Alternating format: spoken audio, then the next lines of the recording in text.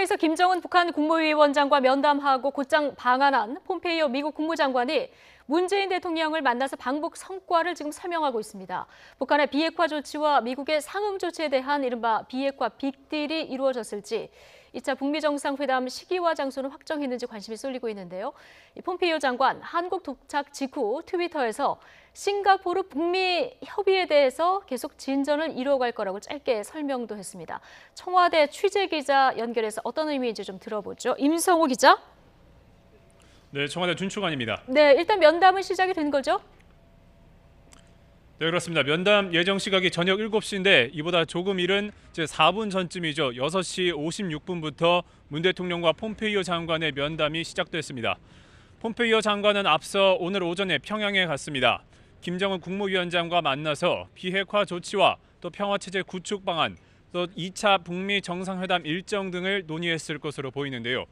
김 위원장을 만나고 나서는 경기도 오산 미 공군기지에 오후 5시 13분쯤 도착했습니다. 도착 직후에 자신의 트위터를 통해서 김정은 국무위원장과의 회동 사실을 직접 알렸습니다. 김 위원장과 만난 사진을 공개하면서 지난 6월 싱가포르 북미 정상회담에서 합의한 것들에 대해서 계속 진전을 이뤄갈 것이라고 짧게 설명했습니다. 문 대통령은 오늘 면담에서 폼페이오 장관으로부터 방북 결과에 대한 설명을 듣습니다. 청와대는 앞서 이번 폼페이오 장관의 평양 방문이 그동안 지지부진했던 비핵화와 한반도 평화체제 구축이 얼마나 빠른 속도로 진행될 수 있을지를 결정하는 단초가 될 것이라고 평가했습니다. 폼페이오 장관은 문 대통령 예방을 끝낸 뒤 강경화 외교부 장관과도 만나서 방북 결과를 설명할 예정입니다. 또 내일은 중국을 방문해서 북한 비핵화를 둘러싼 협력 방안을 논의할 방침입니다. 네. 지금부터 관심은 이제 방북 성과 내용일 텐데요. 어떻게 전망해 볼 수 있을까요?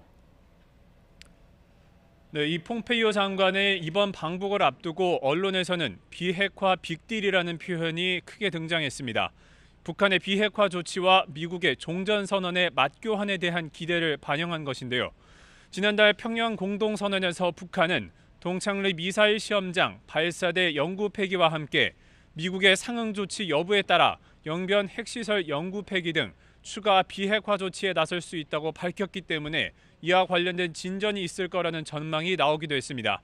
오늘 폼페이오 장관이 김정은 위원장이 새로운 북미 관계 수립과 평화체제 구축, 또 한반도의 완전한 비핵화를 이루기 위한 반항안에 대해서 어느 정도 수준의 합의를 이뤘을지가 가장 주목이 됩니다.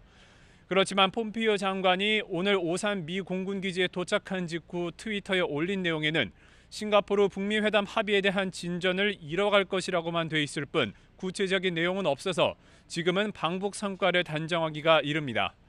또 2차 북미 정상회담 개최 시기와 장소 등을 합의했는지도 관심입니다.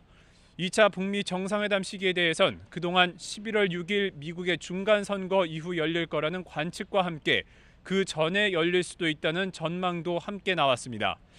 회담 장소로는 역사적, 지리적 상징성이 크다는 이유로 판문점이 꾸준히 거론돼 왔는데 폼페이오 장관은 방북에 앞서서 2차 북미 회담의 장소와 시기를 바로 공개하지는 않을 것이라고 밝힌 바 있습니다.